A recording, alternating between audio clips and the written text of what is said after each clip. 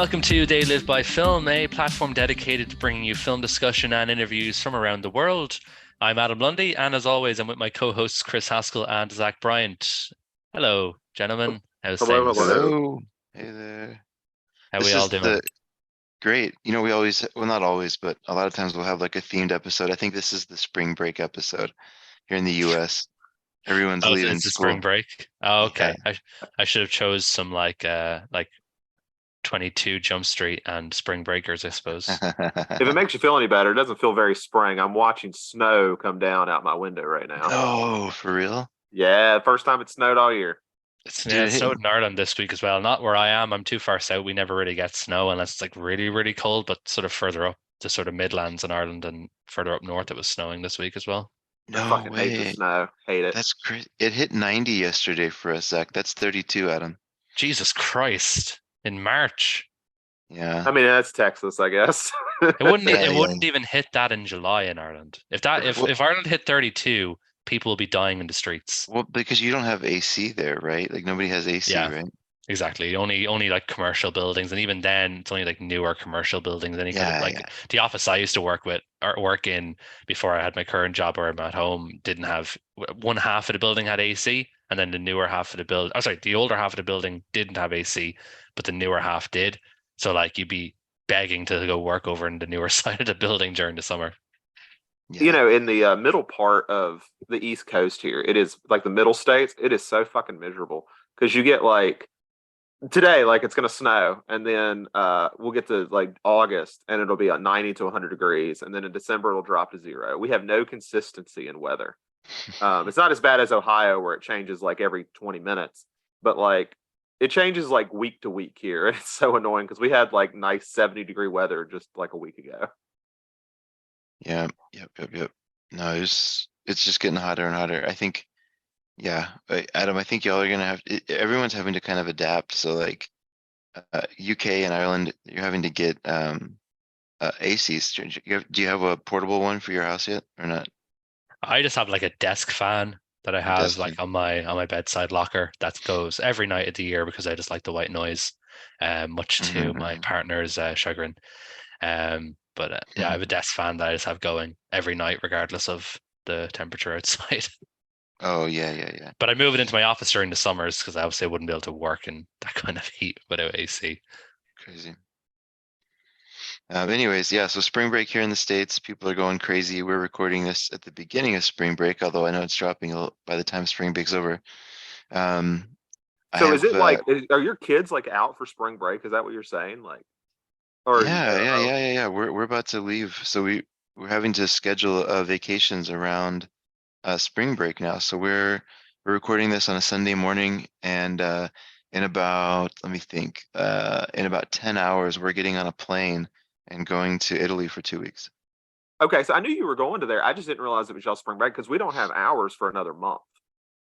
Like we don't do Oh, hours till April, and that's really just to get by the whole you can't let kids be out for Easter thing. So here oh, for years they put it during Easter weekends. So they technically interesting. still get the holiday while not saying they're getting the holiday.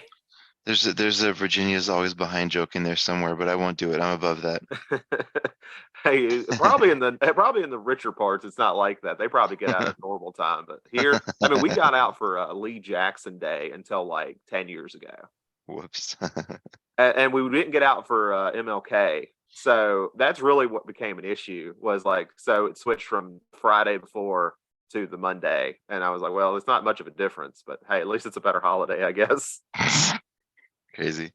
Well, what have y'all what have y'all been watching here recently? I think me and Adam might be going to talk about the same thing. I saw Scream 6. It was Uh, awesome. Scream 6, all cinematic roads lead to Scream. Best um, franchise. yeah, I wouldn't say I was weary. I liked 5, but I had a lot of issues with 5. I will say that 6 fixed like every issue I had with 5 for the most part. I really really enjoyed it. It's Wow. probably my third favorite in the franchise. In all honesty, I was really blown away by it. Yeah, I enjoyed it. I kind of saw it on kind of off the cuff. I wasn't planning on seeing it until yesterday, Saturday, because I had a free afternoon. And then me and Neve were down in sort of our nearest city where the cinema is. We were down there on Thursday. We had to do our marriage license. We had to get that Mhm. sorted. And as we were leaving, we were parked near the cinema. So I said, "Oh, I wonder what's on." And I saw they were doing a Scream double feature, 5 and 6. So I was like, "Yeah, Neve, you can go home and come collect me in 4 hours. I'm gonna go see these movies." So I went and saw 5 and 6 back to back. I'm in the majority who loves 5. I really, really love 5. It's my second favorite out of the bunch. And I really liked 6. It's probably like on par with like 2 and 4, which I also really like. To be honest, there's no Scream movie I don't like. Like the one I least like is Scream 3, and Yeah, it's only pretty. Yeah. because it's just a bit convoluted and a bit silly. Um, which, for a Scream movie is fine to a certain extent, but Scream 3 kind of goes beyond. Like Scream 2, 4, and 6 are all pretty even for me. Which, I like all of them, so it was cool. But Scream 6, it's brutal. The New York setting really works. I read your review, so I know exactly what you mean by it fixes like the problem with the main sort of core characters. Definitely agree, they're a lot stronger in this just because they were the focus. Mhm. As opposed to sort of trying to jam in the legacy characters like they did in 5. The new characters are really the focus in 6, which was good because they're all great actors. They all have really good chemistry. They work really well on screen together. I do have a lot of like problems with like plot, like just weird things that don't make sense in the plot at all. Which again, for a Scream movie, sometimes that happens. But there's like a few things where I was lying in bed that night going, that didn't make sense at all. And Which I Neve's over won't. there, like, I bet he's thinking about other girls, and you're like, why didn't that make sense in Scream 6? That's 100% it. That's exactly it. I was just lying in bed for an hour going, that doesn't quite add up for me. Which I won't obviously mention anything because the best part of a Scream movie is figuring out who the killer is. So naturally, I'm not going to call out spoilers for Scream 6. But there was a few issues with some of the things around the reveal that didn't make sense for me. But I think everything else kind of outweighs it. I did like it a lot. I do think it's interesting because that's a problem I have when I write my review is like, man, I don't want to spoil anything because I think that's like the fun of it. Like, so you have to be as vague as possible about anything. But I will say, just as my point, Roger Jackson killed it. I think this is his best performance since the first movie. Like, he is so good in it. It's his He's limited always role. good, but yeah, Yeah. yeah, he was really good in this. Yeah, he's always good as the voice. He's just iconic. You could never really replace him. He Yeah, is. honestly, like they talked about Wes and Williamson being gone, and it's like honestly, I think you wrap it up when Roger Jackson's gone. Like, Yeah, there's it's nothing else you can do. Like, you're you can done. probably get imitators, but it's never gonna be the same as the original. But yeah, I'll stop talking about Scream 6 because again, I don't want to accidentally spoil something. Like I'm I will like admittedly spoil things for myself. Like when a Marvel movie comes out, I will go and read what happens. When Game of Thrones episodes are dropping and they drop the day after here in Ireland, I would go onto the Wikipedia page and I would read the plot just so I know what happens. But if I find out who the killer is in a Scream movie before I watch it, I will lose my fucking shit. So no, that's just like that is sacred. Not knowing who the killer is going into a Scream movie. That is something that's so sacred. So I will not accidentally ruin this on people. So Yeah, I'm because happy to I mean, pass when it it. comes to Scream, there's two fun ways to watch. Of course, there's the first time you watch it where you're trying to figure it out, and then the Yeah, second whatever time is just the fun of like, oh, okay, that's where they did it. But if you go on exactly. that You're the trying first to time, you're it trying takes to out the figure fun. exactly. You're just trying to find out like all the little clues. Like in Scream 5, there's so many. There's so Yeah. many little clues in Scream 5 for who the killers are that like when you watch it sort of back, you think, that was so obvious. Like, how did I not sort of pick up these threads? And Scream 6 kind of knew what they were doing. Again, there's a certain character who repeats a line that the killer says, and I thought, there we Yeah, I know go. exactly what you're talking about. I Yeah, thought that exactly. too. And then they fucked us over anyway, so who cares? It wasn't even it was a they knew what they were doing. They kind of dangled that hoping people would follow that thread.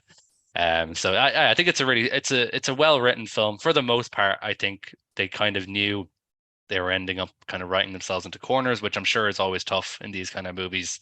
You don't want to write yourself into a corner. But especially as yeah, big as this one went. I can't. I imagine this was harder to write than some Scream films were, just because it goes pretty big, like with a yeah. lot of what it wants to do.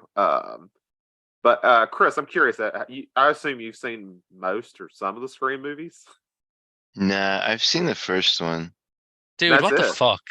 That's the only one you've seen, really. All right, Zach, you know what you have to do for your next week? So, guys, we're gonna be watching 6 movies that The Scream for franchise. I was just thinking about that. I was looking up to see, I guess there's no chance that Scream Factory put them out. They're too successful for the studio, right? Oh yeah, they're not. They don't let that. I mean, every one of those movies has killed it at the box office, and so Right. far, this has got a huge weekend. Yeah, Like yeah, Yeah, yeah. it's Paramount are going to actually, license those. yeah, it actually beat Halloween Kills box office. So I mean, it made 150 million. So Scream 6 is going to make bank probably, especially Yeah. because it's got well reviewed. Is Wes Craven still at the helm here? No, he passed Well, away in considering he's 2015. dead now. Yeah. Oh, whoops, sorry, Wes. No, a duo, they called themselves Radio Silence. They started doing with the VHS films, I believe, and then they did a movie with Samara Weaving or Samara. I'm not sure how that's said, with Ready or Not. So they've taken over the helm of the last 2 Scream movies. Oh, yeah. I know that. Okay. They call themselves, what is it? Radio Silence. Huh. Okay. Like the last two, to kind of put it into a bit of context for like how they're kind of making this without Wes, the last two are kind of akin to how, David Gordon Green has made the recent Halloween movies. Yeah. They're kind of that legacy sequel. And obviously with it being a Scream movie, they fully take the piss out of the fact that it is a legacy sequel with Mhm. somebody literally telling you what legacy sequels are. And the fact that the last Scream movie wasn't named Scream 5, it was called Scream, just like Halloween, the new Halloween was Right, called right. Halloween. So Yeah. it's fully self-aware, as always, with Scream movies, Okay. which is good. They're my favorite franchise. I don't know how you haven't seen any of them past one. That's pretty insane to me. They're I all mean, awesome. I'm not going to sell that any of them beat one. One is a classic, Oh yeah, but it's a 100%. solid franchise, like all the way through. Well, I'm currently in the Critters franchise, so I'm not gonna I have my Jesus. priorities here. Does the Scream movie have Leonardo DiCaprio? No, I didn't think so. Yeah, people talk about that. The fourth Critters one has Angela Bassett and the guy who plays Grandma Wormtongue in the Lord of the Rings franchise. So how many Oscars does the Critters series have? Like how many like Razzies Oscar or winning Oscars? people? Oh Well, yeah, Angela yeah, yeah, Bassett yeah. and Leo for sure. So that's two at least that Timothy the Spall. critics. Isn't Timothy Spall? He's you said it was did you say No, no, Wormtail or no, Wormtongue? no, Wormtongue. Oh, okay. Not Brad the, not Dourif the Yeah. should have an Brad Oscar. Dourif, yeah. Yeah, he should have one. He doesn't though. But yeah, Critters 2, I'll just quickly transition. That's a random segue into what I've been watching. But in Critters 2, they made the decision to go big, so they kind of took a page out of Brian Usna's book and just said, "Yeah, we understand what you did in the first one, so we're going to make everything bigger in the second." And so at one point, there's let's call it a Ford F-350 size ball of critters. They somehow come together and to form one giant ball and just roll downhill and eat everything in their path and like everybody in their path. And at that moment, I was like, okay, I'm in. Sounds like I'm some in. battle heater shit. It's pretty wild, yeah. Um, there, there's another kind of surprise that I saw. So I've been just on the completely other end of the cinematic spectrum. I've been going through all of Kieślowski's films in order of like his shorts and TV films, and they're pretty much all available. In 1966, he did a short called The Office, which is very similar in tone to The Office that we all know. It's crazy. It's like an office comedy, but set in was it Poland under communist rule. So it's like this communist bureaucratic administrative comedy called The Office. And it's only 5 minutes. I wish it was longer because it's pretty good. I like Kieslowski, but the times he's tried comedy it hasn't always worked for me. But this one is pretty good. So what you're saying is the Steve Carell led U.S. Office is a Mhm. remake of the U.K. Office, which was Yes. inspired by a short by Kowalski that came out in what year? uh, Kieslowski, but yes, 1966. 1966. Okay. Yeah, yeah. Who would have known? I think Kulowski is a love child between Kieslowski and your guy Zulowski. I think that. Just people in an office screaming uncontrollably for 90 minutes. I mean, that Oh is the man, best episodes of the U.S. Office. It's seriously. also pretty, pretty accurate for what real offices are like. So, yeah. Yeah, sure. Especially now that it's all work from home. Mhm. Um, then the only other thing is, I mean, I've seen a bunch, but the other thing just that kind of stood out, so random, but Ingrid Bergman in 1943 made a short film by the director of one of the films we're going to be talking about today. And it was a 17-minute documentary about Swedish people in America. And there's no twist. It's literally a 17-minute documentary about random Swedish people in America. I don't know. It was made for like maybe the Swedish tourism board. Like I don't know who it was made for, but Irving Lerner directed Ingrid Bergman answering fan mail, going across the country meeting Swedes in America, and that's what they called it. I wasn't gonna guess that it was Irving Lerner, considering he's made like pretty much no movies apart from Murder by Contract. So I was gonna guess it was Robert Aldrich. So even that part is surprising. Yeah, so there's a twist for you, scream-worthy twist. There you go. Um, Um, let's go. just before we do, I was going to give a shout out to a couple of pickups that I have coming in next week. I'm sure you probably have them coming in as well, Chris. The next to Radiance Films release. Um, Mm-hmm.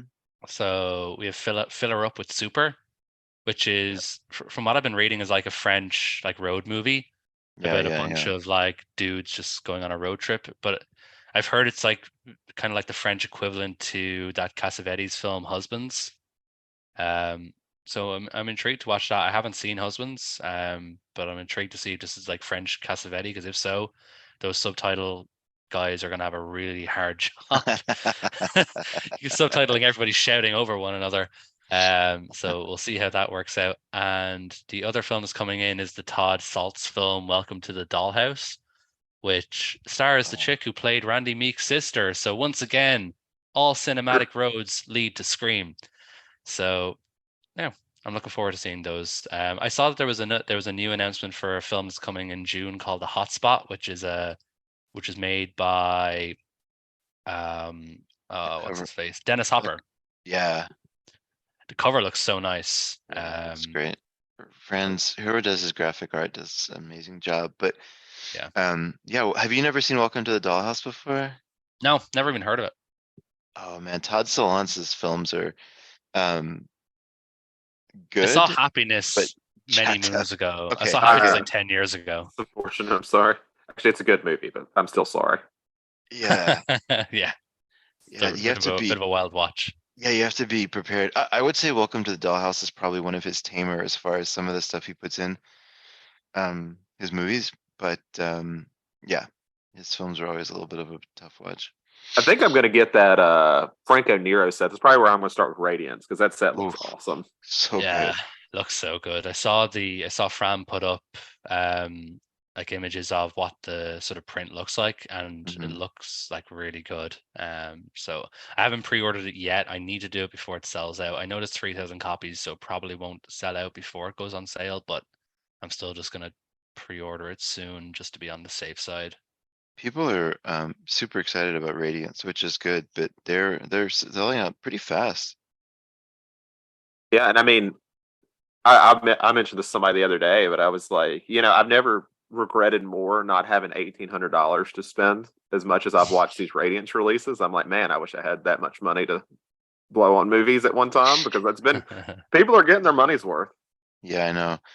Hey, speaking of $1,800, that reminds me, we had an interview that is up on YouTube. We need to, we'll post it on our channel as well, but it's with the Disconnected and Chasing Labels. We all sat down and talked about how we're all millionaires off of podcasting and the path of how we got there. No, it was a fun episode. It just went live in the last week, over the last week.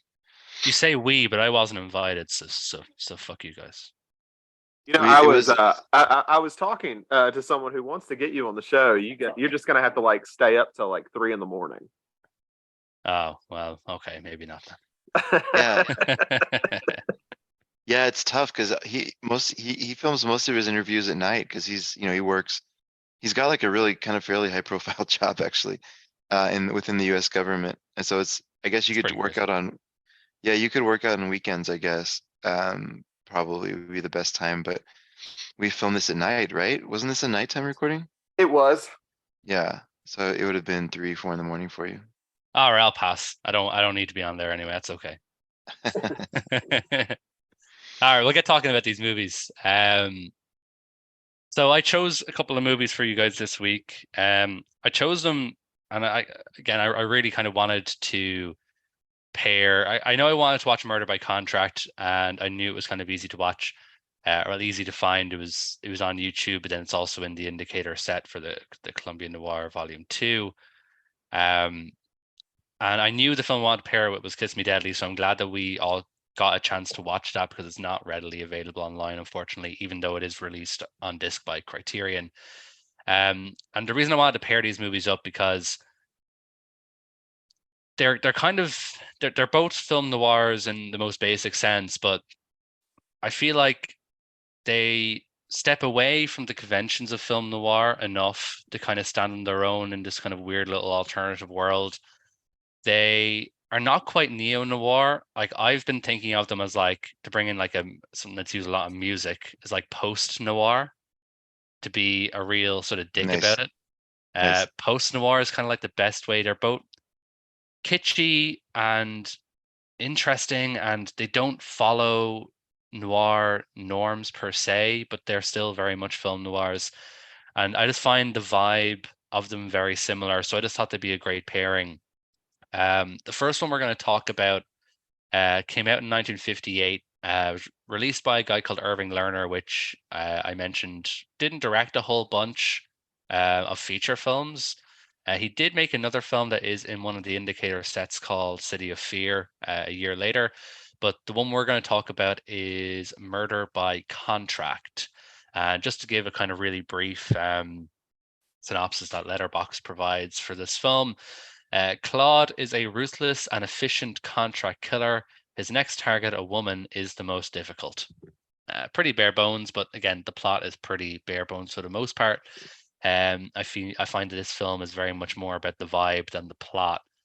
So I'm interested to see what you guys thought of Murder by Contract. Again, I didn't pick these with either of you particularly in mind, so I don't mind who gives their opinion first. Maybe just start quickly with what the world thinks. So this Yeah, one's sure. pretty highly regarded. It's 1702, 1702. Perfect. Yeah, it's up there. Yeah, so it's a very popular movie, and it's one that I can't wait to hear what we all think about. I loved it. I think you're right. Vibe over content, but the content is still pretty awesome. So I don't know. I think this movie's great, and I can't wait to dive in. But Zach, what did you think? Of the two, this one was my favorite. I like both. So I'll go ahead and spoil Kiss Me Deadly, but I really like this one a lot. I don't know. It was just I like the simplicity of it. It's very straightforward, and it's kind of like we watched Hitchhiker, and I sat there and I was like, what is going to be the twist here? And I keep forgetting that in the 1950s, twist did not exist. This is the premise you're getting, and this is what you're having, and I really like that a little bit. So I really enjoyed it. Yeah, Adam, what do you think? Is this your first time seeing it? No. This was both of these are a rewatch for me. I watched both of these a good while ago. I can't remember exactly when, but I'd say it's at least over a year because I'm pretty sure I watched both of these before we moved into this house. So it's been at least sort of 18 months, maybe even 2 years. So it's been a while since I watched both of them. They're both rewatches, but I have a real clear memory of the sort of vibe. I didn't remember all the plot points, but I just always the vibe of these films just kind of always ingrained in me. I love it a lot as well. I think it becomes pretty clear why I like these movies when we talk about who they influenced. Um, you mentioned this may have been before we started recording. I don't remember if this was brought up, but This is the film that Martin Scorsese cites as one of the films that influences his own filmmaking the most. And I think, both films we're going to talk about today are, as we said in the 50s, they're sneaky influential. They're the kind of films that your favorite filmmakers from the 70s and 80s would have watched and been really influenced by, even though they're not huge household names. Um, but I love the vibe of this movie. I love just how weirdly sort of cool the main character is. Um, we don't really get much insight into like his background. We don't know why he decided, or we know why he wants to be a killer, so we can buy this house in Ohio for some weird reason.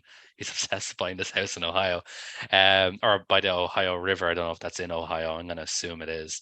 It's Um, between Ohio and West Virginia, but so yeah, so yeah. he's weirdly obsessed with buying this house, and he decides, hey, I know how I'll buy this house, and it's going to kill a bunch of people. We don't really get much insight into his past, what kind of drove him here, but Yeah. that's kind of part of the charm of this movie. It's just it doesn't hang around, doesn't give you a ton of exposition. It just jumps straight into things, which I think is cool. I love the score, the sort of jazzy guitar, surfy kind of score that it Yeah. has. Really love that. That was done by a dude called Perry Botkin. Really, really cool sort of iconic score. And as you mentioned, Zach, the kind of simplicity, I like that. I really like the sparseness of it. It doesn't have any big fancy sets. You see a lot of the stuff is shot in front of a projection screen, Yeah. especially some of the outdoor scenes are shot. I've always liked projection. I know they look cheap and kooky sometimes, but I really like projection screen scenes. There's just something weird about them that I just think is like movie magic in like the funniest way. There's a lot of old Mm-hmm. Hitchcock movies that do them that I really like as well, especially his film Saboteur uses it extensively as well. And I've always just had a weird affinity for it. Before we kind of get too deep into the movie, for both of you guys, there is another film that was released by Criterion that might be on the channel. It's definitely released on disc. That if you like the atmosphere and the sparseness of this movie, you might like it. It's called Detour. It's by Edgar G. Ulmer. Edgar, he's a good director, so that's a really good movie that has a similar vibe to this one. I call Detour the Carnival of Souls of noir films. Sold. So, just purely on in terms of atmosphere and stuff, it's the Carnival of Souls of noir films. So if just as a quick sort of recommendation, if you like this movie, I'd recommend checking out Detour, which was from 1945. And in the US, it apparently has about the most open digital distribution I've ever seen. It's basically on everything. We have Awesome. it on Prime, we have it on Criterion, Tubi, and Crackle. So Yeah, people really love that movie. yeah, Easily available. That was going to be my backup. If Kiss Me Deadly became a real challenge for you guys to watch, Detour is going to be my backup film. I just You didn't might. want to go with it because it's not in the same time frame. It's about 10 years prior. So Yeah, so yeah, it's not yeah. quite in that post noir is no, what it's not you a post noir. It's like a proto post noir. proto. Okay, okay. Or just noir at that point. No, because it's not the same. You'll know when you see the Oh, vibe. It's okay, not the okay, okay, same. okay. This is like Zach, talking about like music genres. Like when I hear people like, no, that's Yeah, not that type of metal. This isn't death metal. This is.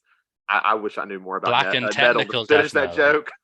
Yeah, black and technical death metal. You can't just say it's death metal. That's so basic, man. um, Zach, you may have seen Edgar G. Ulmer. Do you know him as a director? I know the You I definitely know the would know him, I'd name, but say. I can't think of why I know it. Man from Planet X, but probably the Black Cat. He did a version of the Black Cat in the Oh 40s. yes, I have seen a couple of his things. Okay. Yeah, the one with Lugosi and Karloff. Great Oh, he film. did Yeah, Bluebeard. I like Bluebeard a lot too. yeah, that's good stuff. Yeah, so you talk about the character Vince Edwards, right, and kind of his Mhm. coolness. I think like I kind of knew this going in, but this film cemented it for me. Whenever you have a character like this, I like when they don't give backstory. I like when they just drop him in and just kind of build a world around him. I think it takes some skill to pull it off, but the good directors can pull it off. Like I ended up, even though he was a little bit long-winded at times, talking about his his his background and stuff, and kind of his odd sense of morality. Um, I ended up just believing he was capable of doing anything he wanted. And he was as smart as he says he was. It's almost like the less you know about him, the better. One thing, and of course, the one of the characters like keeps calling him Superman, and Yeah. this Yeah. is one of these things where my mishearing made it more clever because I kept thinking his name was Clark, and I was like, "Oh, that's a really timely reference to give here. That's kind of awesome." And then I realized it was Nice, Claude, and I'm like, "Ah, never mind." nice, nice, nice. You created an amazing reference for yourself Yeah. that only you were able to get. But he's a good actor. Like I think he's probably there's only a few roles that he could really kind of pull off. Like I don't know if he's a great overall actor. He seems more like a character actor that just got a perfect role. But I think he did a great job here. Kind of like Keanu, right? Like you put him in the right thing, he'll do you some good. He's a Keanu of the post-noir.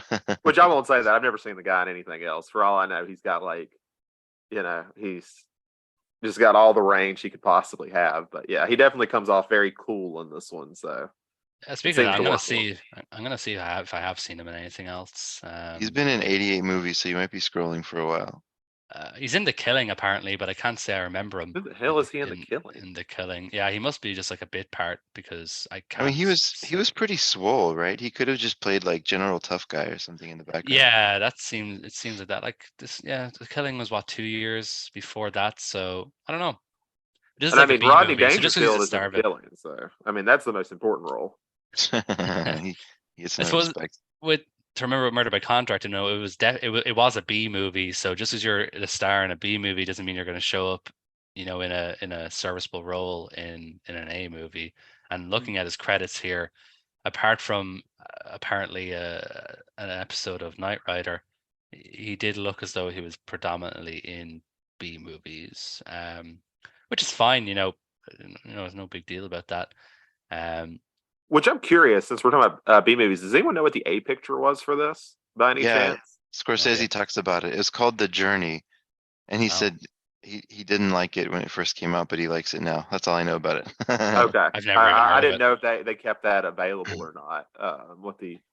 What it was paired with. Yeah, yeah, yeah. Well, anyways, he in the intro he mentions it. That's the only reason I know it.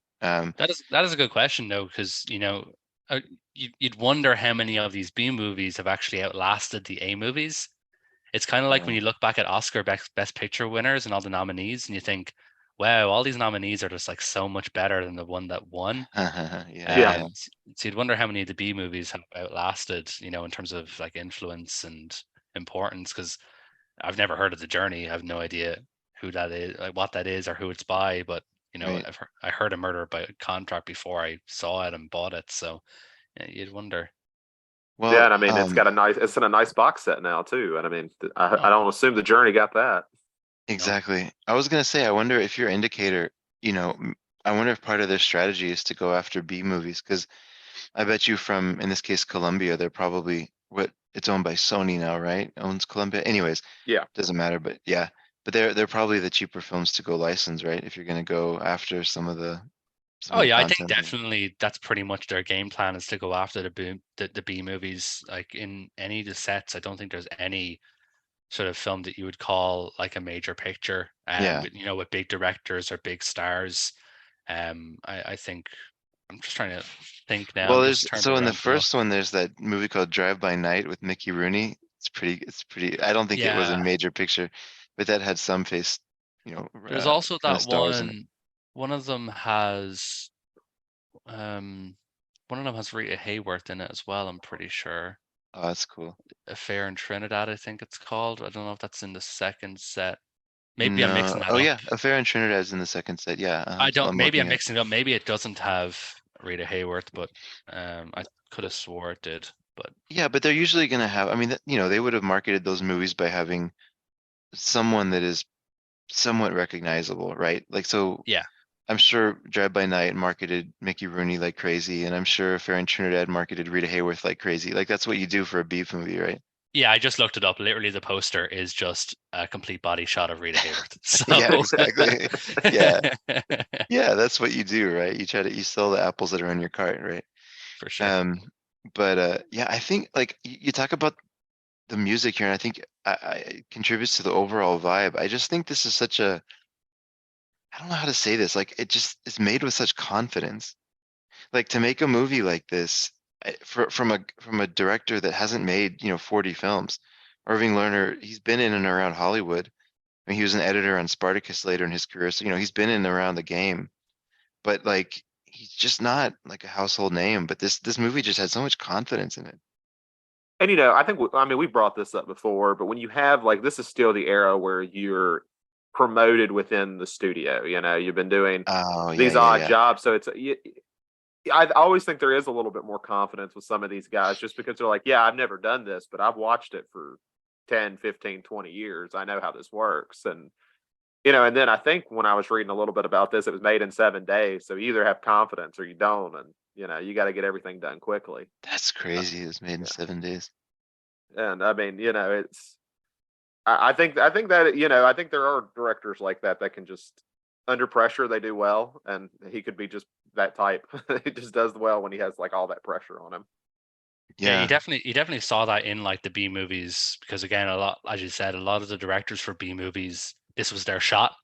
They were editors or they were producers or writers, on A pictures, and they wanted to try their hand at direction. And the B movies where they got their shot to say, okay, go shoot this B movie. If it's any good, maybe we'll have work for you in an A picture. Mm. Um, it was the same with like Hammer in the UK as well. Oh yeah, yeah. A lot of the directors of the Hammer movies, they were like writers or they were producers, and when they needed to make a quick sort of book turnaround movie, some freaking seventh sequel to a Christopher Lee Frankenstein movie, they're like, hey, we need someone to direct this movie. Here, you've been writing these, go sit behind a director's chair, thanks. Well, I was Uh-huh. actually going to bring up Corman. So Hammer's a good shout out too, because Corman used to always have like a saying that was basically, "If you do good, you won't work for me very long." Mm. Mm. And I mean, and of course, the Corman School came out with Francis Ford Coppola, Jack Nicholson, and all sorts of great directors and Who's actors. So the Ron Howard too, right? yeah, yeah, yeah. I mean, Roger School of Pictures. It went through some very talented people. We'll see All what happens with cinematic Troma. roads Yeah, go lead ahead. to Roger Corman. I was going to say all Seriously. cinematic roads lead to Roger Corman. Yeah. We'll see if Troma can hold that legacy. Right now they have James Gunn, so they have one. We'll see if they Yeah. can build a legacy like that. Yeah. But yeah, it's I really want to get into Irving Lerner's past here at the end of the segment, but I'm trying hard not to get into it. Did y'all read about his past as a No. okay. Well, I'll tease that and leave it there for now, but don't let me forget. Um, but I think the thing that works for me so much is that they just lean into what the movie is. Like it just feels like from the beginning, Lerner and then the screenwriter, I'll pull his name up here in just a second, but it just seems like they knew what the movie was, what it wasn't, and all the characters kind of play perfectly into this like hyper reality kind of thing. Like it's close to reality, but it's not quite there. They just had like a very specific vision for what they were trying to do. And I love it when people can pull that off. I just yeah, maybe that's where the confidence I'm speaking about, but it's I like definitely every picked up on that sort of like alternate kind of weird kind of like Twilight Zone. yeah. It's an odd picture in that respect. It definitely doesn't seem. I don't know what it is. I can't like quite put my finger on it. Maybe it is just because of like how it's made. That it does just kind of seem to take place in like this weird Twilight Zone world. It doesn't like feel like the actual real world. But like, And there's nothing paranormal or anything about the movie, listeners. If you've never seen it, there's like literally nothing paranormal about this movie in any way, shape, or form. It's just whatever way it's filmed, it just feels like it's a little bit off. yeah, like a good example is, and sorry, Zach, No, you're good. just real quick, and I want to hear what you have to say. But the very first time we meet Vince Edwards, who what's his actual name in the movie? I keep calling him that, but Claude. Claude, that's right. So the very first time we meet Claude, he goes into the apartment of this guy who ends up becoming the first employer of his, Mm-hmm. right? And the way that that guy's framed, it kind of cracked me up because half the time he's talking to Claude, you only see his legs, And Yeah. like the camera doesn't include his head in the frame, and then he goes over and he sits in a chair, but even the chair is a little bit out of frame. So you see his hands talking, and then he might lean in once in a while. But like the focus is so much on Claude that they're not even bothering to get the second actor in frame. But it doesn't feel wrong. Like somehow it makes sense in the movie.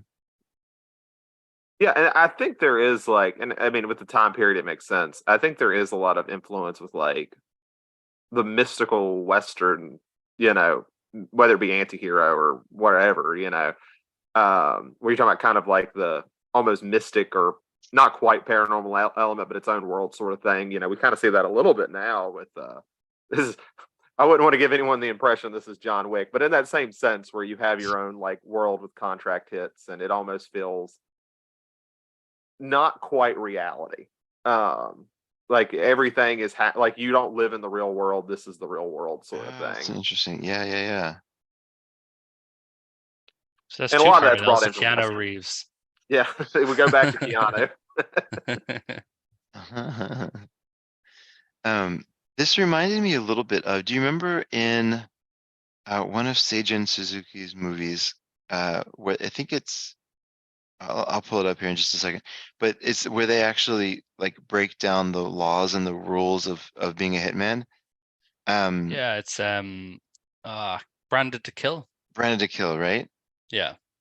And it reminded me Even of wears that. cool sunglasses like the guy in Branded to Kill. Yeah, exactly. When did that come out? 67. Okay. So Branded to Kill could have been influenced by this a little bit. It had very similar vibes to me in the way the character kind of treated the profession. Well, the other way around, this is 58, so it could have been influenced by Branded to Kill. Oh, uh, no, Branded to Kill was later, right? Oh, sorry. I'm not sure. I Yeah. don't know. Yeah, Branded to Kill was 67, it looks like. Oh, So, 67. Oh, well then, yeah, a- definitely could have been influenced. Yeah, for sure. and this was 58. Yeah. That they had a similar kind of vibe to me of like almost like a religious type or like a fanatical type look at the profession of being a hitman or something in the beginning. Although it didn't end up that way for Claude, but in the beginning he was so keen on being perfect and like the way that he was perfect and the way that he never made mistakes and thought through. And what's that quote he said? People do too much, they don't think enough or something like that early on when he was talking to those two guys in California. And this film has a lot of great dialogue because it has to rely on it so much because it can't really do set pieces. It really Yeah, has to take advantage of the scenes where people are talking and has a lot of great dialogue. When I introduced kind of these films, in the last episode where we were all together, I mentioned that I thought that these two films were particularly influential on one particular filmmaker. Um, we've already mentioned Scorsese. Does anyone want to hazard a guess to what filmmaker I was thinking of with these two films? I feel like I know who you're going with, but Zach, what's your guess? And I'm sitting here trying to think because this is 58, so I'm trying to think who it would have influenced. But my guess is Tarantino. Is that who you're thinking? Yeah, it's for sure okay, Tarantino. okay, yeah, I can see that. Both of these films are just like Tarantino all over. The punchy, pulpy dialogue, the sort of the focus on the day to day of being sort of a hitman slash Yeah, lawman, whichever film it is. There's a lot of just like normal conversations happening as opposed to all just being about the set pieces.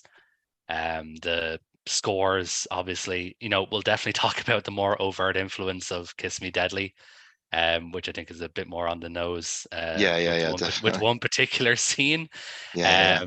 But yeah, I think both of these films are just like Tarantino all over. There is another couple of directors that themselves say they're highly influenced by this movie and the next one, which is Zach's good friends, Jean-Luc Godard and Francois Truffaut. Uh, they're big fans of these movies as well, which I think especially with Murder by Contract, you can definitely pick up. It does have kind of a French New Wave vibe to it a little bit, with how sort of easygoing and kind of loosey goosey things are plot Yeah. wise. Yeah, no, totally. I think this could almost be a French New Wave film. Zach is like, fuck, I rated this 4.5 stars. I need to go change this now. It's now 2 stars. Yeah. I love the fact that the movie pays so much attention to the stuff he's doing when he's not pulling off hits. Like, so much of the movie is him just going to like play on the golfing range or like, or on the driving range, I mean, or like Yeah, swimming. It's wanted to go fishing, wanted to go yeah, deep sea diving. yeah. I actually thought like, okay, so this goes back to when I thought there was going to be like a little bit of a twist from it. Have either of you guys ever seen High Plains Drifter? No. Oh no. So High Plains Drifter kind of takes this concept of the high noon, like our town is under attack by these outlaws. There's going to be this one local guy who comes in and saves the day. Well, the whole twist with that is he is taking so much advantage of this town because he thinks they're terrible. So he's like, give me a bath, do this for me. I want to paint. If you've ever heard Paint the Town Red, that's the joke from that movie is he gets the town to paint the entire town red because he wants it that way. And so when he Okay. starts like going in, he's like, take me to the beach, take me to this. I was like, he just thinks these guys are assholes and he's going to get them to do like everything for him. And that's kind of where I thought, I was like, oh, that'd be cool if this influence, like it didn't end up going that direction, but I was like, oh, that'd be kind of interesting if this ended up being the influence for like Hot Fuzz Drifter. Because it's the right time. They came out in the 70s. I could see Eastwood watching something like this. That's funny. Yeah, was that John Ford? No, that's Clint Eastwood directed. Oh, Clint Eastwood directed. Okay. Yeah, he directed that in 76, I think. Oh, okay. So it's like one of his earlier directing movies. Yeah, it's in his like first 4 or 5, I think. I'll have to watch that. Yeah, it's great. Maybe I'll pick it at some point because it turns into a horror movie by the end. So maybe I'll pick it eventually. Oh, nice. Every Kind of week like just westerns. Westerns or horror, I can just mix them both. Don't worry. that's awesome. Yeah, I'm trying to think what else there is to say. Yeah, I don't know. I don't know if it's worth talking about the ending. I don't know that there's too much to say about it. I don't think we need to spoil this one. Right? I think No, I don't. There's only really 2 ways the movie can end, and you're just, you can kind of figure out it's going one of 2 ways, and that's not a bad thing. I just think, yeah, it does what you expect it to, and that's not a bad thing by any means. The only thing I'll say about it, and this is not giving anything away, is I happened to watch. There's a Shaw Brothers movie called The Flag of Iron, which is awesome, by the way. But I just happened to watch that yesterday as well, and this one, and it's 2 movies that both ended very abruptly. Like this movie ended, and it just kind of like it was like the final events happened, and then the title came up, and then it ended, and I was like, oh, okay, well I guess that's it. Well, which we talked about that with Adam, that he loves like Universal monster movies because the villain is whatever happens, it's resolved, and the movie just hits credits. Yeah, I honestly love that. Thank you, why are ma'am. we hanging? Why are we hanging around? The movie's over. I love that. That's why I hate Return of the King so much because I have to sit through an extra 40 minutes of nonsense. Oh, I'm with you on that one.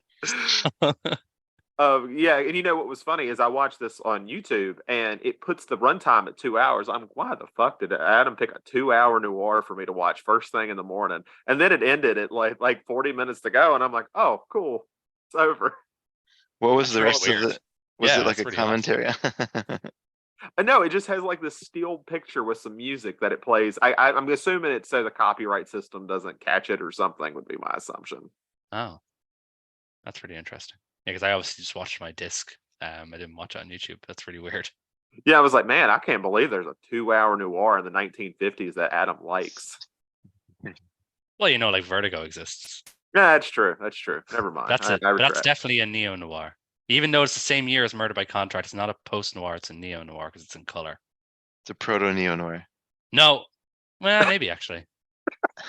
Yeah, you might be onto something there, actually. Proto-neo-noir. Yeah. See, Adam, that's what you need to do for YouTube is you need to break down like all these noir types. Like all the different types of noir and then do a tier list of all of them. Yeah, like you I guess neon noir is kind of what we're in now, right? Like if you get anything close, it's like neon noir. Yeah, neo noir, and then also you get a lot of stoner noirs. Oh, like in The like Big Inherent Lebowski. Vice. Big Lebowski, Miami, or yeah, Inherent Vice, Under the Silver Lake, That's a great one. basically anything that's like inspired by Thomas Pynchon, So this is going to essentially. be a little off topic, and I apologize. Mulholland Drive, where does that fall? That is, I wouldn't call it stoner noir. And then that goes into like Blue Velvet too, right? Like, I mean, where do you put the Lynch type noirs? Are they their own thing, or How about Punk Maybe Noir? no, I think I'm more like dream noir. Dream Noir? Okay. Art Yeah, house noir. hazy noir, something like that, something along those lines. I'll have to come up with something. Surrealist noir. A bit too on the nose. True. Noir, you got to be both subtle and on the nose. It's just it comes It with has the to be. genre. It has to be good writing, right? You can't be cheap on the writing. Yeah. No, Okay, so this is the thing I wanted to bring up before we move on. So let's see, what was the actual year? In 1944, so 14 years before this came out. I actually don't know how Lerner escaped this charge, but he was it was discovered that he was working for the Soviets. He was in the film kind of area, and he was working in a University of California in Berkeley on a project, and he was caught taking pictures of something called the cyclotron, which just sounds like a bad sci-fi movie. But isn't that one of the Transformers? I think so. I think so.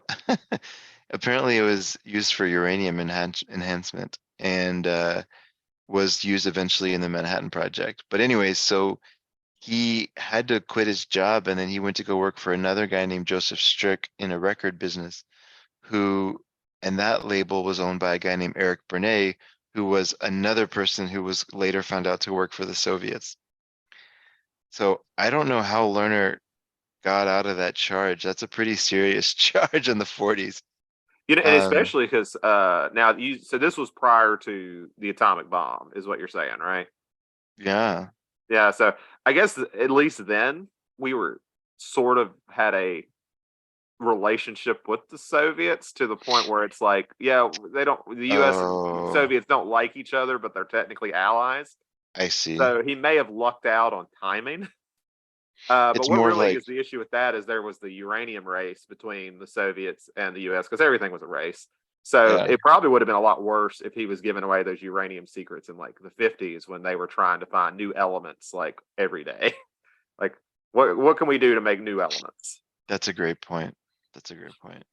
Um, But still, yeah, you'd think when they It's were coming up with like the blacklist that they would be like, who's had like associations with the Soviets? That's what I was I about mean, to say. With the yeah. House Un-American Activities Committee, you'd think they would have gone back and looked at that and said, "Nah, we need to blackball this guy." uh, that's a bit weird. And he goes to work on Spartacus, which was written by Trumbo, right? Oh yeah, and he was blacklisted, right? He was completely blacklisted because he's uncredited. yeah, that's right. So Interesting. okay, Maybe it's just because he wasn't high profile enough, I guess, because like he yeah. didn't, like we said, he didn't make a ton of movies. Like That could have been why though, partially, because I mean, yeah, it's true. if this movie is any indication, he's very talented. Um, Yeah, but I need to watch City of Fear. 'Cause that's also by him, which that movie it's sounds on wild. it's on number 3, Columbia Noir number 3, which I don't think I've actually watched any movies from yet. So I think that might be my first one from that set. City of Fear sounds wild. I definitely want to see it at some point. I just want to read this sentence out, Zach, because you may want to watch this too. Vince, an escaped convict from San Quentin headed for LA, has a canister in his possession that he thinks is heroin, but instead it contains cobalt-60, a dangerous nuclear substance with enough radiation to kill most of the people in LA. What year did this come out? 59? Okay, I was about to say this sounds like a late '60s type movie. You know, you start talking about heroin, but there's still a little bit of like the nuclear age in there. Like, I was like, Yeah. so maybe a little ahead of its time. I'll have to watch that one. That sounds Yeah, cool. it sounds wild. I definitely want to see it as well. But It's that's all not I very have to highly rated on Letterboxd, but I think it does sound interesting. but neither is Critters 2, and Letterbox is wrong on that one.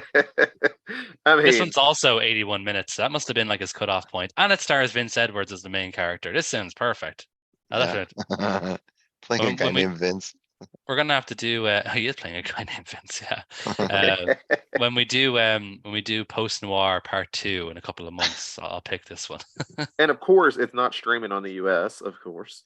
Oh, you'll find it on YouTube. See, It'll be I two and think a that half hours communist long. thing is still like hanging on. Like he's like, no, we're not letting these commies movies on Amazon. So in the last segment, we briefly mentioned the Manhattan Project, which funnily enough is a good segue into the next movie, which came out in 1955, so a few years before Murder by Contract, Yeah. by a much more reputable filmmaker in Robert Aldrich called Kiss Me Deadly. Again, just to give a brief synopsis from Letterboxd.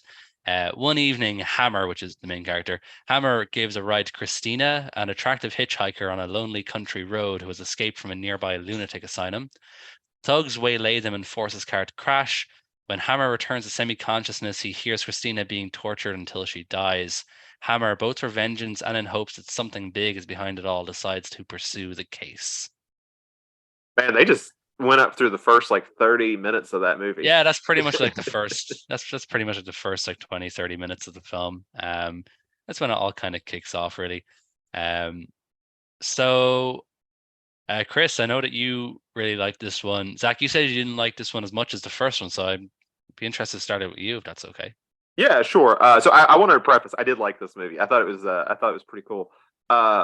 I think what made me kind of rate it a little bit lower was because there is such great intrigue in like that first 20 or 30 minutes. Like I am like hooked. Yeah. And then I think the end is great. I think like the last 30 minutes is really good too. That middle is a little, I don't want to use the word meander. I don't think it meanders, but I lose a bit of the intrigue as like it goes for a while. And I can tell you the scene where I started getting back into it was the one where he talks to the guy who's offering him money, and he's like, "Well, let me find out some more information, and I'll be able to give you like $1." He's like, "Well, it's too late at that point," and that's when my intrigue starts to come back again. But in the middle, I did lose a little bit, but overall, I thought it was really cool. Well, so the world puts this at the 332nd best movie of all time. Oh, Wow, okay. that's very high. So it's up there right next to Silence of the Lambs and Aliens. It's better than Amade- Aliens. better than Aliens. Amadeus, Reservoir Dogs, In the Realm of the Senses. So it's up there kind of in some very well-known movies. We were talking about Martin Scorsese for the last one. There's an intro by Alex Cox on this one. The Walker dude. Yeah. Okay. And I was like, nailed it. That's the perfect director to give an intro for this. And in the intro, he said, this film has been influential in a lot of very, very talented, very accomplished filmmakers and films, including Repo Man. So he was just basically touting his own work. But this, Repo Man is like, I don't know if it's a remake, but they definitely take some of the important chunks of this. But I thought this, like, okay, I'll try to be succinct with my thoughts because I want us to have more of a discussion. But like, I loved how all the characters played their roles very big. It gave it a really weird vibe, and like the female characters in this movie were very strong and opinionated, and like not the way that women are typically portrayed in these movies. And Overtly sexual as well was the one yes, big thing. Overtly sexual. yeah, exactly. No subtlety at all, right? And just yeah, it had this crazy, like very frenetic kind of energy to it that I just really loved. Like almost like anything could happen, and then anything did kind of happen. It ended in a weird direction. But what about you, Adam? Yeah, these films are pretty much on par for me in terms of like how much I like them. Um, I kind of have the same problem that Zach does with this one. I do think it goes a little bit down in the middle and then goes back up again. But maybe I don't, it's not as detrimental to me as it was to Zach, but I do agree. I do think it kind of dips a little in the middle before it sort of goes back up to that high energy. But yeah, I completely agree with you also, Chris. A lot of sort of big energies in this movie. It does everything very to the max, in terms of like the violence, especially. And even like from the main character who is like he's not a good dude at all. Like this dude's business is that Yeah. he pimps out his girlfriend to go and get husbands to cheat on their wives so that the wives Yeah. can pick up Yeah. a nice divorce settlement.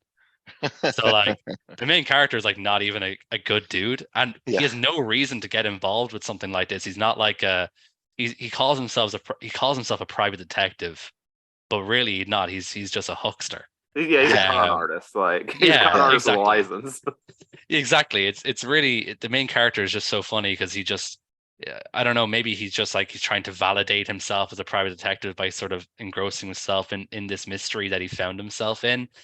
Um Yeah. yeah, I love that. And then again, like the way that the women are portrayed, especially like at this time, like 1955, you didn't see this kind of stuff a lot. There's one line that sticks in my brain, and it's when he goes to that kind of gangster character's house where they're all around the pool. And the gangster's sister comes up and just like straight like kisses him as soon as he Yeah. gets out of the car. And she Right. says Right. she says something like, "You don't taste like anybody I know."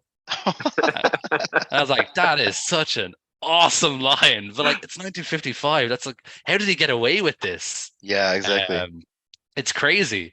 Yeah, the dialogue is punchy, it's pulpy, it's all the characters are big and crazy. The plot is crazy in terms of like where it ends up going. And there's one thing that I'll say about this movie. How many other film noirs can you say directly influenced Raiders of the Lost Ark? You Name know one what? other. Right. I can't. I can't. I didn't There even you, think about that, but you're absolutely right. there you go. This film, Spielberg basically stole an entire sequence of Raiders of the Lost Ark from this movie. But there's obviously so many other references. You already mentioned Repo Man with the suitcase. Obviously, Pulp Fiction has a similar Yeah. suitcase. Yeah. Yeah. And I think So we get Tarantino twice. we get Tarantino twice. We get Alex Cox. We get Spielberg. And maybe I'm reaching here, but when towards the end when they're asking what's in the box, Hmm. what's in the box, we get seven in there as well. So, I think this film is just so influential. It's crazy how many things you see in this movie, and it's like you can point out so much stuff that happened in like the 80s and the 90s. It's so clear that a lot of the big filmmakers love this movie. Yeah. Again, I'll mention Zach's friends from across the pond in France, and Truffaut and Godard said that this is the film most responsible for the French New Wave. Man, So I wish they they vote had like Murder taken by more. Contract. They vote like Murder by Contract, but they said explicitly that Kiss Me Deadly is the film most responsible for the French New Wave. I'm gonna go Which lower the score for making that happen.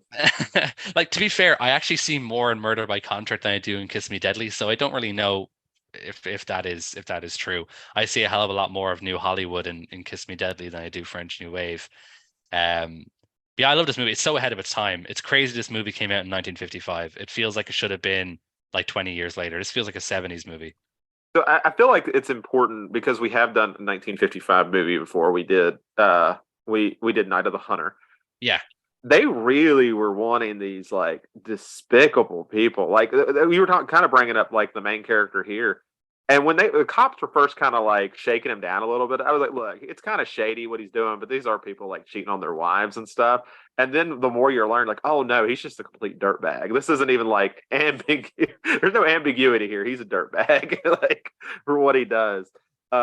It's like, yeah, somebody, it's like, oh, they just look down on him because his profession is basically, finding these people cheating on their wives. He probably does some sketchy stuff to get that information. But at the end of the day, somebody else is doing something wrong. But I was like, man, nah, he's not very redeemable.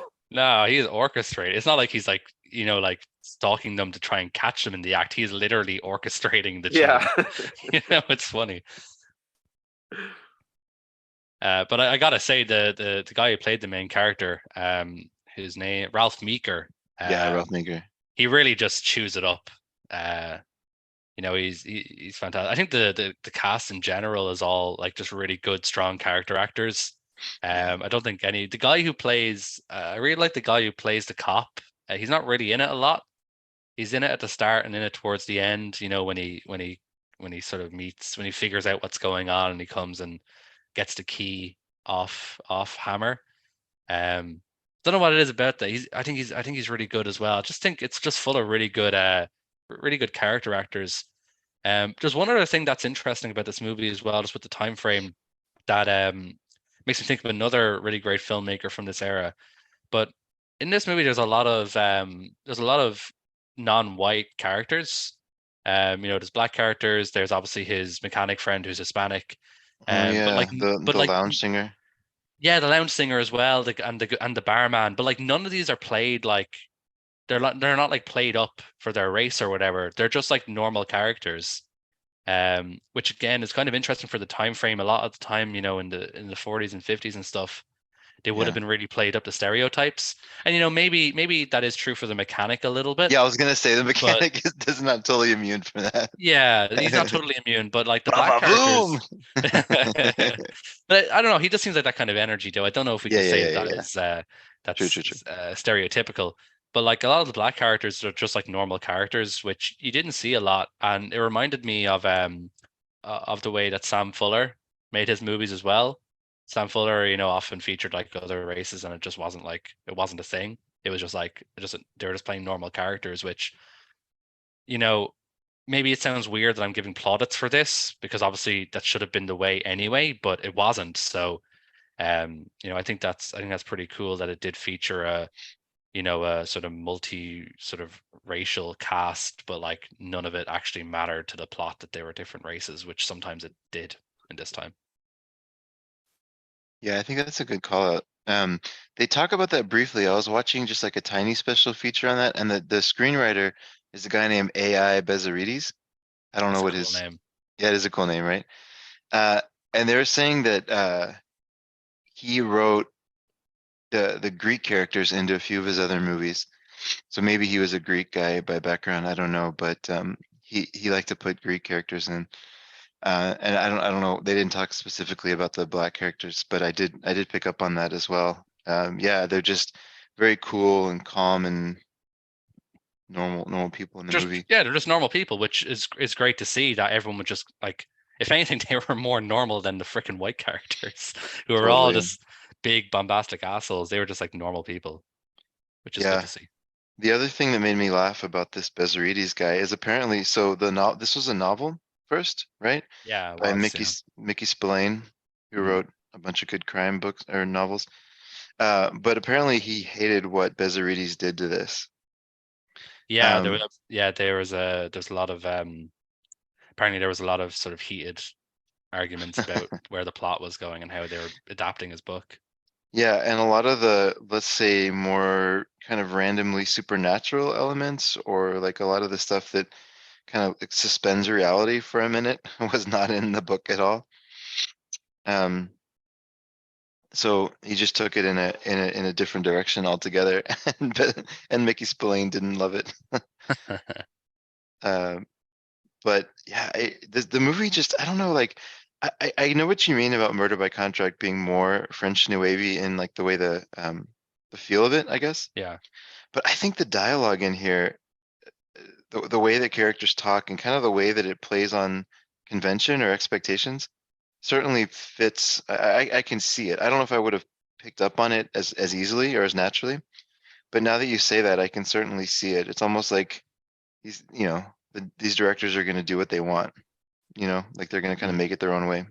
Well, I'm sitting here wondering too. I was going through kind of what novels he had kind of done through his IMDb, and Mike Hammer is just a massive character for him apparently, because like the amount of Yeah, stuff based on Mike Hammer, and I'm like, the dude has to be somewhat likable, especially in the time period it's coming out. And I wonder if making him that unlikable was the issue the author had, because I can't apparently imagine this so. guy keeps, who would keep around being that sleazy for that many portrayals of the character. Yeah, no, that thread is absolutely correct. This is basically his Philip Marlowe. Okay. This Mike Hammer character is basically this dude's Philip Marlowe. So, um, you're definitely on the right thread there. Uh, the way that Mike Hammer was portrayed here is sort of akin to how Marlowe was portrayed in like, uh, was it the long good? I was mixed up the long goodbye and the long good Friday. The long goodbye, isn't it? Yeah, the long goodbye Um, should be right. Yeah. is yeah, that's the one with Elliot Gould. So again, the way I'm not saying obviously Eddie Gould's character is an asshole in the same way Mike Hammer is, but like they're portrayed differently to how the books would have typically portrayed him. So as far as I'm aware, yes, you're definitely on the right thread there, making Hammer this sort of big asshole. Making basically his Marlowe, his James Bond or whatever, his sort of character that he writes all his books about, making him a giant asshole was apparently a stickling point, basically. Uh, it is the long goodbye. Yeah. But I think he's, in addition to, well, maybe this is what you mean, I guess, but it's not just that he's, mean spirited, but he's just so kind of evil. That's the one thing that I guess, even Philip Marlowe never did that, even though he was morally ambiguous. He never was just outright evil. Yeah, like Anyway. Hammer never holds back. Like I always think it is the scene where he's bribing the mortician Yeah. and he traps his hand in the desk. Yeah. That's just like such a brutal, thing to do. And like, he could stop like way before he actually does. He could just hold it there for a few seconds to show he's serious, but he holds it there for a long time, much longer than he needs to, just Exactly. because he wants to inflict pain more so than get the information. Yeah. And there's a few instances of that throughout the movie where he kind of goes harder than he needs to get his way. So it's just kind of interesting that they decided to play the character like that, who is like supposed to be, the kind of, our sort of leading man, the Humphrey Bogart. We're supposed to follow him and sort of be on his side. And he does so many things. You're like, I don't know about that, man. That's a bit out there. But you still kind of have to follow him. So it's an interesting way of portraying it. But that's what kind of makes it stand out, I suppose, as well, against all the other noirs that have a private eye that you're supposed to be following. This one kind of makes that stand out a bit. Yeah. And I wonder if this portrayal, and I won't necessarily say it's the sole reason, but I almost wonder if that's why, going through these, I've never heard of most of these things. They even had a television show that ran for like a couple years where Stacy Keach played Mike Hammer. If it just that really kept it from ever being successful, because they're just probably not ever going to be as quite as interesting. And it, never could gain that type of audience that maybe he wanted for that character, that may have done okay if it wasn't for Kiss Me Deadly. It could have, had some TV shows that stayed around, like Columbo type thing. I think it helps. It was under the hands of an actual like properly talented filmmaker. Yeah. This is not like a an Irving Lerner situation where it was possibly like a one-hit wonder where he just happened to, like, everything just happened to fall into the right place and it worked out, like with Murder by Contract. Aldrich has a pretty rich background. He made Whatever Happened to Baby Jane, The Dirty Dozen, Hush Hush Sweet Charlotte, The Longest Yard, Flight of the Phoenix. His credits are full of very well-known, influential movies. So it's not like this. It's not like this was a fluke, like Murder Yeah. by Contract potentially was. So I think that helps as well when you have someone who's experienced and talented at the helm. Yeah, for sure. And also Bezzarides had some great scripts. Like he did right the year before this, he did A Bullet for Joey, and then a few years before he did half of Our Namesake. He did They Drive by Night. Although I know that's not exactly Our Namesake, but he was a screenwriter for They Drive by Night as well. Yeah, don't ruin it. I've been assuming that this has been a John Carpenter reference since we started, and I'm gonna keep believing that. It's definitely not, unfortunately. We stand. Now I've forgotten the director's name. Who the frick did They Live by Night? Yeah, I was just looking it up. You think that'd be something? It's the Rebel Without a Cause guy, Johnny Guitar guy. Ray? Nicholas Ray. We stand Nicholas Ray. That's why we also love Godard, because Godard stands Nicholas Ray. So No, I stand neither now. He also wrote Thieves Highway, the Jules Dassin movie, Yeah, as well. Yeah. So that's another pretty big one that he was the writer on. So yeah, this is obviously, I don't know if this was an A or a B picture. I'm gonna go out on a limb and say this was an A picture. Just because, yeah, I mean, he was already making pretty big movies by this point, right? Or was this his first big one? I'm just checking. It looks like this may have been his first big one because the Dirty Oh, Dozen's definitely 60s. I don't know whatever whatever happened to happened Baby with Baby Jane is Jane. early 60, 60s. early Yeah. 60s. So this may have been one of his first films. If I sort this by earliest.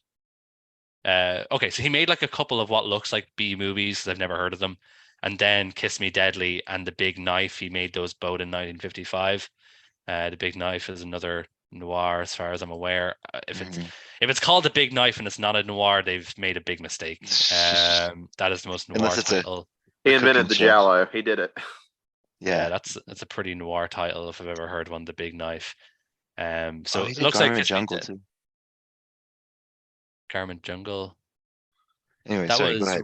that was written by was Garment Jungle written by? No, I must be mixing it up with something else. I think that wasn't written by Sam Fuller, was it? I don't know. It was very no, his name's not there, but it was a Must be very kind mixing of up with something else. salacious type, headline kind of grabbing thing. But yeah, no, Robert Aldrich had a huge career. I didn't like whatever happened to Baby Jane. I'm glad that I've seen it, and I guess The Dirty Dozen was pretty cool. Um, but yeah, I'm glad he has a movie that's good in his background. Whatever happened to Baby Jane is a classic. Oh, it's not good though.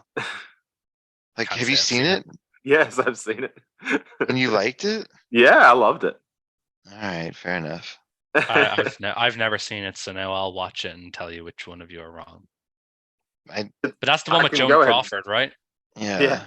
I like Joan Crawford, so that's And probably it's already probably one of, like, besides Wizard of Oz, it's probably the biggest influence on Pearl. okay. Interesting. Yeah. Oh, I probably won't like Pearl then. Maybe I'll have to watch that because I like Joan Crawford. She's crazy.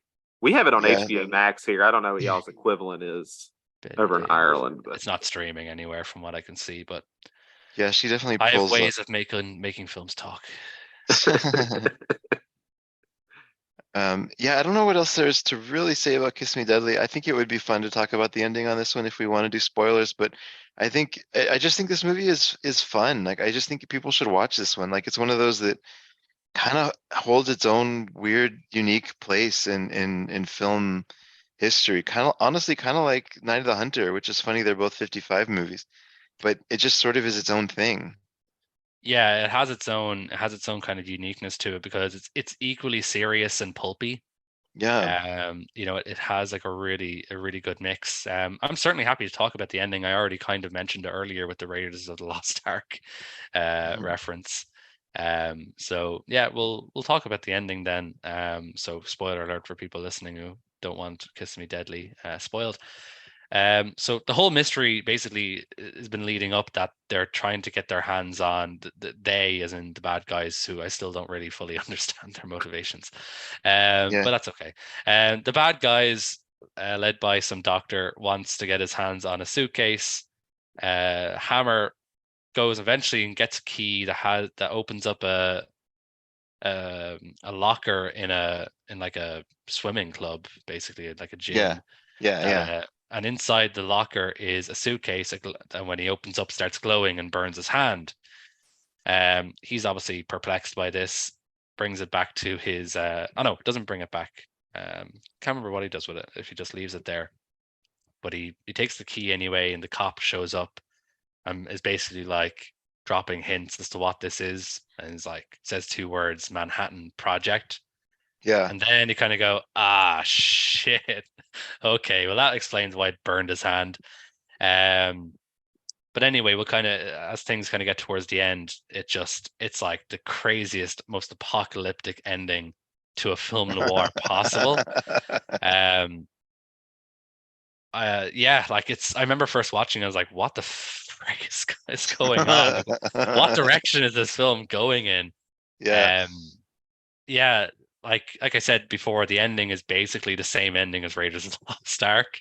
When she opens up the suitcase, and it just encompasses her in this like burning light, as they try and escape the house. But like for you, obviously, it was for me the second time I just got to enjoy it because I wasn't confused. I knew it was going to happen. So I just got to kind of enjoy it. But I'd be interested to hear your guys' reaction to it, with it being your first time watching it. Um, I assume it was a surprise for you guys when it started happening. Oh yeah, yeah. Like it, like I mean, if you'd asked me what was going to happen after like the first 20 minutes of the film, it wouldn't have been that. Yeah, Like exactly. not even a little bit. That wouldn't have been my 30th guess. Yeah, yeah. Well, the funny thing is they just kind of like hold the camera on the explosion, right? So it just kind of keeps going, and it's like I don't know. You're just like, oh wow, like they're really going for this, and I don't know. It was totally unexpected. Um, yeah, I I love the loved it. way they did. I love the way they did the explosion. There's just something so eerie about. It's like Yeah, it's not like a simple just kind of just like blowing up with flames and stuff. right. It's really sort of eerie the way they do it. And just to kind of bring this into something that's tangibly connected. Um, it has the same ear. I don't know if you guys watched the Chernobyl miniseries that HBO did a Uh, couple of years ago. No.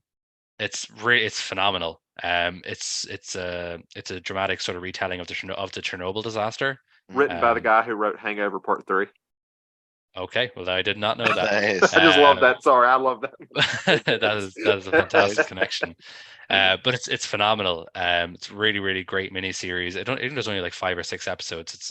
Yeah. It's short enough that you can just kind of binge it over a day or two.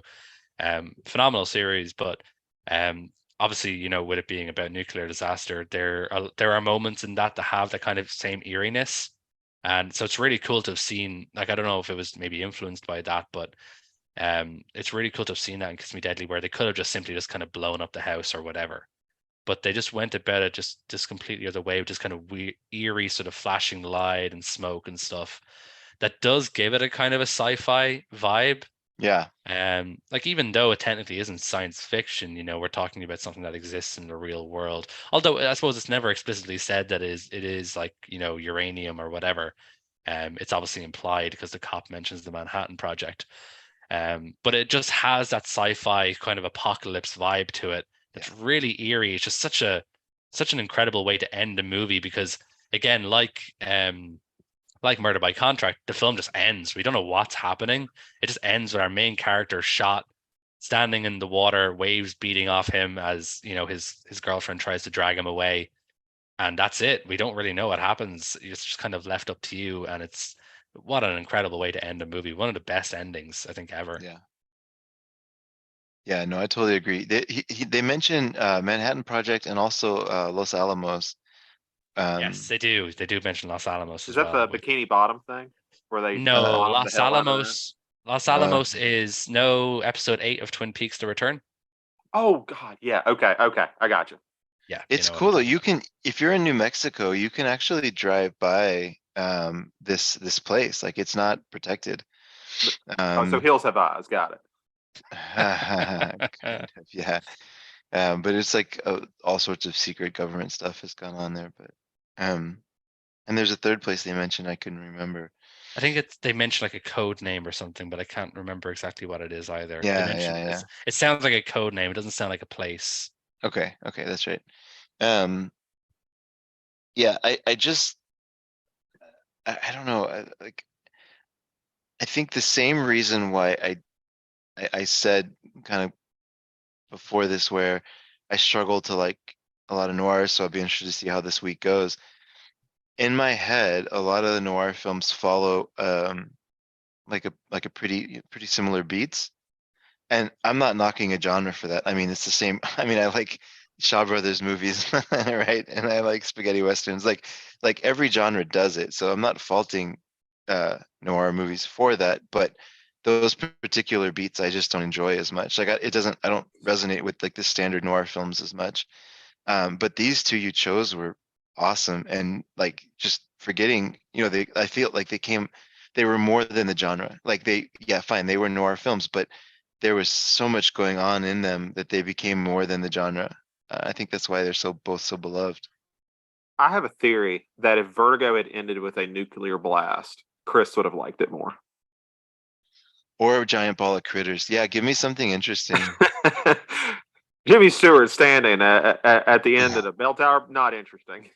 Atomic bomb, interesting. Yeah, so I think, you know, it's kind of worked out this way. I didn't necessarily plan it this way, but we talked today, we spoke a lot about influential directors. And I was thinking, since I drug y'all through the grimy streets of the Yakuza last time with my picks, I want to go in a totally different direction and do sort of some art house picks, trying to go stick in that, you know, trend of going one art house pick and then one wild genre pick.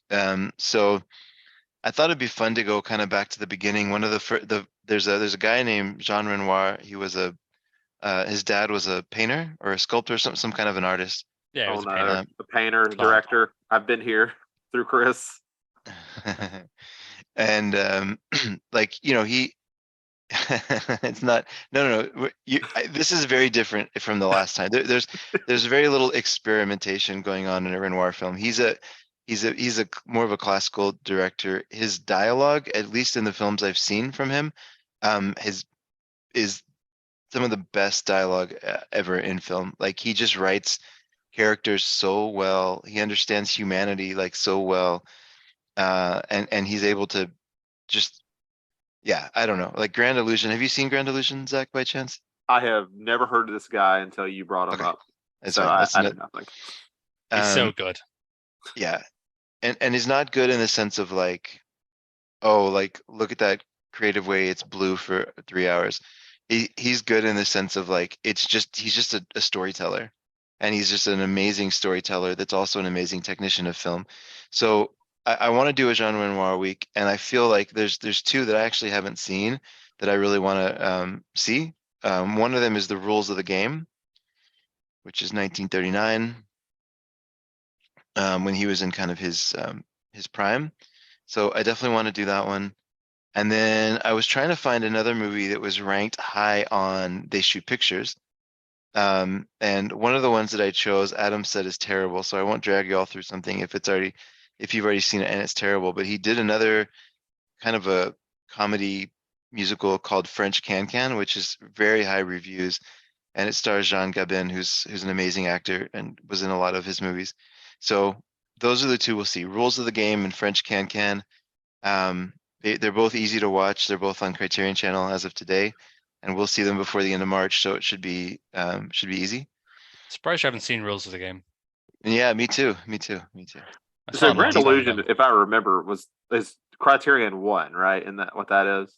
Yeah, Yeah. it's spine number one, and it's Exactly. so good. I'm so annoyed that Chris hasn't picked Grand Illusion just because it's his best movie.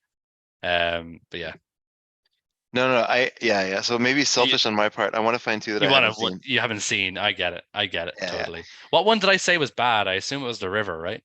Yeah, exactly. Oh yeah, fuck The River. But to be fair, I'm biased because I hate movies about British imperialism.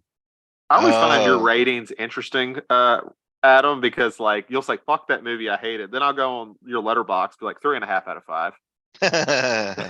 Yeah, I rate high. I rate high. You're generous. To be fair to The River, it looks phenomenal. Really gorgeous looking movie, and it was assisted by the assistant director was Satyajit Ray, who's like probably the most influential Indian director of all time. So I'll give a kudos there, but yeah, I wouldn't want to rewatch The River because fuck the British imperialists. Yeah, take that. You heard it here first. I don't know if that's entirely true. But certainly heard it here. But no, I'm looking forward to Jean Renoir week. I love Renoir. I've joked about cinematic roads throughout this episode, but I truly believe that most cinematic roads lead back to Renoir. He's so influential. He is your favorite director's favorite director's favorite director. Exactly, yeah. So yeah, he's Yeah. awesome. I'm looking forward to rewatching Rules of the Game because I haven't seen it in about maybe like 5 years. I have it on like DVD. That's how long ago it's been since I've seen the Rules of the Game. I own the DVD partially because it's never been released in Blu-ray in Region B, which is a bit weird. So I'll definitely crazy. watch it on the Criterion channel because I'm sure the scan will be a little bit better there. But French Can I haven't seen that one. But it is a musical, so we'll have to see. Have to wait and see what I think of it. I just want to note that this dude uses his family like crazy for his crew. Like I was just going through his crew and it'd be like Renoir is in like half the crew, and I'm like, okay, I Yeah, wonder if it's his brother was a cinematographer, I'm pretty sure, or his Yeah. yeah, he cousin or was for the something like river. I that. noticed that when I looked. yeah. No, but they're also kind of just a talented family, I guess. Yeah, it's an artistic family, exactly like like we said, his father's like one of the most influential painters of his era. I think Claude Renoir was his first name. Yeah. His father was he's like legit like at the same level, like considered the same level of like Matisse and Van Gogh and stuff. He's not like this random dude who happened to be a painter. He's like considered like one of the great painters of all time. So Yeah. Exactly. Awesome. Well, okay. I look forward to discussing this. Y'all be safe over spring break. Don't party too hard. You as well. Have fun in Italy. Allez Thanks. Francais.